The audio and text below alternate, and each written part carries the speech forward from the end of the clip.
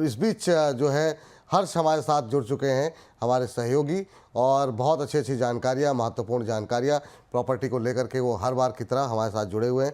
हर्ष, आज क्या डेटा लेकर के आए हैं, क्या जानकारी आप लेकर के आए हैं? तो देखिए सर, दिल्ली एनसीआर या फिर मुंबई मेट्रोपॉलिटन रीजन की बात करें तो तमाम जगह ऐसे जहां प्रॉपर्टी के प्राइस बहुत ज़्यादा बढ़े हैं। एनारॉक की रिपोर्ट साफ तौर पे बताती है कि 100% तक का जंप यहां पर देखने को मिला है। यहाँ तक कि दिल्ली एनसीआर की हम लोग बात कर लें तो करीब करीब सेक्टर 150 की बात करें तो यहाँ पर 3 सालों के अंदर 128% की बढ़ोतरी देखने को मिली है। अब हम लोग आपके सामने कुछ डाटा पेश करते हैं, आंकड़े पेश करते हैं अलग अलग शहरों के, ताकि पता चल सके व्यूअर्स को कि कितनी यहाँ पे ग्रोथ देखने को मिली है। देखिए एनसीआर में 128% की वृद्धि होती है देखिए पिछले 30 सालों के अंदर प्रॉपर्टी बाजार में। हैदराबाद की बात करें 78% यहाँ पे रही है। बेंगलुरु की बात करें 67% रही है यहाँ पे। मुंबई मेट्रोपॉलिटन रीजन की बात करें तो 48% के आसपास रही है। पुणे की बात करें तो 37% की ग्रोथ देखने को मिली है, जो कि एनारॉक की रिपोर्ट बताती है। अब हम लोग एक कंपैरिजन भी लेके आए हैं, क्योंकि देखिए जिस तरीके से जब साइज घर का बढ़ता है तो उसके हिसाब से खर्चे भी बढ़ जाते हैं। तो ये बहुत इंपॉर्टेंट चीज़ होती है जहाँ पर निवेशकों को ध्यान देना चाहिए, होम बायर्स को ध्यान देना चाहिए। अब हम आपके सामने अमेरिका और भारत का एक आंकड़ा रखते हैं। तो देखिए अमेरिका में जो रहने का जो यहाँ पर बेसिकली एरिया साइज है वो करीब 2200 स्क्वायर फीट के आसपास है। वहीं भारत में 1200 स्क्वायर फीट के आसपास है।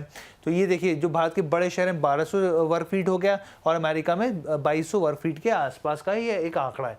अब इसके बाद क्या होता है, देखिए एक आम इंसान के लिए, अगर एक आम व्यक्ति के लिए 600 से लेकर 800 स्क्वायर फीट काफ़ी ज़्यादा बेहतर रहता है। लेकिन उसके साथ ही जैसे ये बढ़ोतरी करेंगे, 200 स्क्वायर फीट भी अगर बढ़ोतरी करी तो आपके खर्चे बढ़ जाते हैं। किस लिहाज से खर्चे बढ़ जाते हैं वो मैं आपको बताता हूँ। आपका मेंटेनेंस का खर्चा बढ़ जाएगा, आपका यहाँ पे बिजली का खर्चा बढ़ जाएगा, और दूसरे खर्चे बढ़ते ही साथ ही 15% का बोझ आपका ऊपर बढ़ता हुआ दिख सकता है। तो ये आपके सामने हम लोग स्क्रीन पर भी फ्लैश करें तो कौन कौन सी ऐसी चीज़ें हैं। देखिए अगर हम स्पेस का कैलकुलेशन भी रखें अपने व्यूअर के सामने तो ताकि उनको पता चल सके, तो यहाँ पर देखिए 600 से 800 स्क्वायर फीट प्रति व्यक्ति जो मैंने आपको बताया, ये एक अमूमन एक व्यक्ति के हिसाब से ठीक रहता है एरिया। लेकिन जैसे आप इसमें 200 स्क्वायर फीट का बढ़ोतरी करेंगे तो वो बढ़ता, देखिए 100 वर्ग फीट स्टोरेज के लिए, एक्स्ट्रा स्पेस के लिए हो गया यहाँ पर। तो आप देखिए अगर एक्स्ट्रा स्पेस लेंगे तो जाहिर सी बातें खर्चे बढ़ेंगे। इसके अलावा अगर आप देखें तो करीब करीब 150 वर्क फ्रॉम होम के लिए स्क्वायर फीट के हिसाब से हो गया। तो करीब करीब आपका समझिए कि 15% का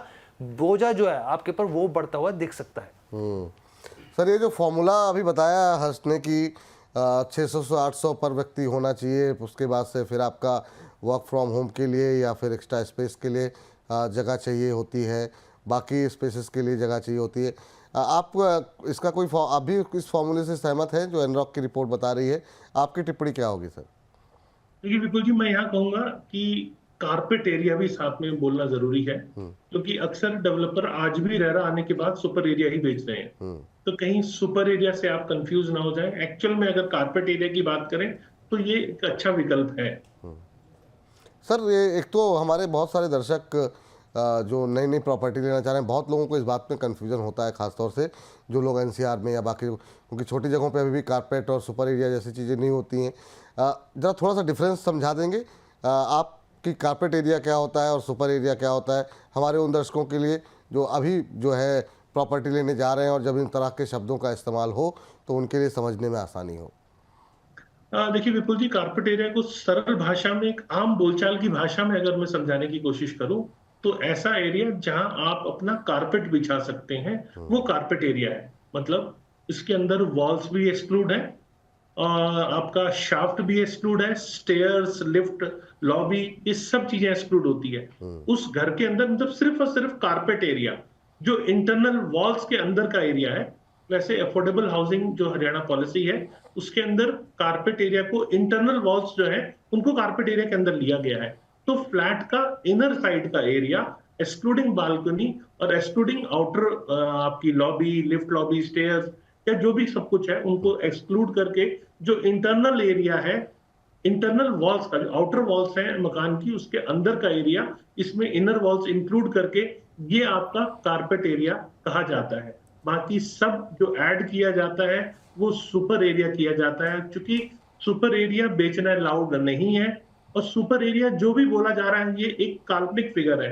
तो प्रॉपर्टी खरीदते टाइम आप हमेशा सभी कारपेट एरिया का कंपैरिजन चार्ट आप बनाएं उसके बाद ही आप प्रॉपर्टी खरीदें, क्योंकि सुपर एरिया बोल के रेट कम ज्यादा करके आपको दिखाया जा सकता है, लेकिन एक्चुअल में टोटल कॉस्ट और कारपेट एरिया पे उसे डिवाइड करके पर स्क्वायर फीट क्या आ रहा है, यही प्रॉपर्टी खरीदते टाइम आपके लेने का मानक होना चाहिए। बिल्कुल, काफ़ी महत्वपूर्ण बात कही है आपने।